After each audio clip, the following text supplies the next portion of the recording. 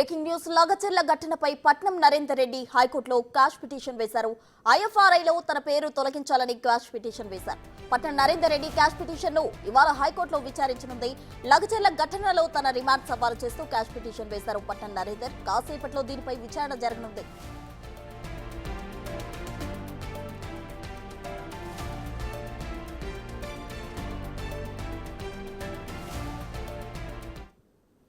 లగచర్ల ఘటనకు సంబంధించి పట్నం నరేందర్ రెడ్డి హైకోర్టులో క్వాష్ పిటిషన్ వేశారు. దీనికి సంబంధించి మరిన్ని వివరాలు మా ప్రతినిధి రాణా ప్రతాప్ అందిస్తారు. రాణా, కలెక్టర్ పై దాడి కేసులో తనకు సంబంధం లేకపోయినా కూడా కొడంగల్ లోయర్ కోర్టులో పోలీసులు తనపైన అభియోగాలు నమోదు చేసి ఎఫ్ఐఆర్ నమోదు చేసి కోర్టులో సబ్మిట్ చేశారు. పైన రిమాండ్ కూడా విధించారు. కాబట్టి అన్ని సాక్ష్యాధారాలు కూడా పోలీసుల దగ్గర ఎటువంటివి లేవు నాకు వ్యతిరేకంగా.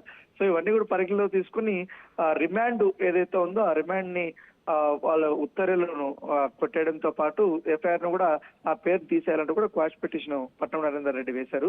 ఇవాళ మధ్యాహ్నం లోపల అది పిటిషన్ విచారణకు రాబోతుంది. అయితే విచారణకు రాబోతున్న నేపథ్యంలో పోలీసులు కూడా మరికొన్ని ఆధారాలను కూడా సమర్పించినట్టుగా మనకు సమాచారం అవుతుంది. ముఖ్యంగా పట్నం నరేందర్ రెడ్డి మాట్లాడినటువంటి వ్యాఖ్యలు, కొన్ని వీడియోలు కానీ కొన్ని ఆడియోలు కానీ బయటపడిన నేపథ్యంలో అక్కడ ఉన్నటువంటి గ్రామస్తులు వీరందరినీ కూడా విచారించినప్పుడు ఈ రైతులు రెచ్చగొట్టే విధంగా దాదాపు నెల రోజుల నుంచి కూడా పట్నం నరేందర్ రెడ్డి పనిచేశాడు. కాబట్టి ఇది ఖచ్చితంగా కూడా కుట్రపూరితమే. ఎందుకంటే అక్కడ జిల్లా కలెక్టర్ పైన దాడి జరిగిన నేపథ్యంలో అతన్ని ప్రధాన నిందితుడిగా పోలీసులు చేసిన నేపథ్యంలో దాని దగ్గరగా ఇప్పుడు విచారణ జరుగుతుంది. ప్రస్తుతం కోర్టు చర్లపల్లి జైల్లో పట్నం నరేందర్ రెడ్డి ఉన్నాడు. కాబట్టి ఇవాళ క్వాష్ పిటిషన్ వస్తుంది. క్వాష్ పిటిషన్ లో వీళ్ళు లేవనెత్తినటువంటి అంశాలకి అలాగే ఇటు పోలీసులు చెప్పినటువంటి వర్షన్ ఏ రకంగా ఉంటుందో కూడా ఒకసారి ఆసక్తికరంగా ఉండబోతుంది. ఎందుకంటే పోలీసులు మాత్రం పక్కా ఆధారాలు ఉన్నాయి, అందుకే మేము అతన్ని కేసు నమోదు చేసి అరెస్ట్ చేశామనేది కూడా చెప్పారు. దాని తగ్గట్టుగా అన్ని కూడా సబ్మిట్ చేసిన నేపథ్యంలో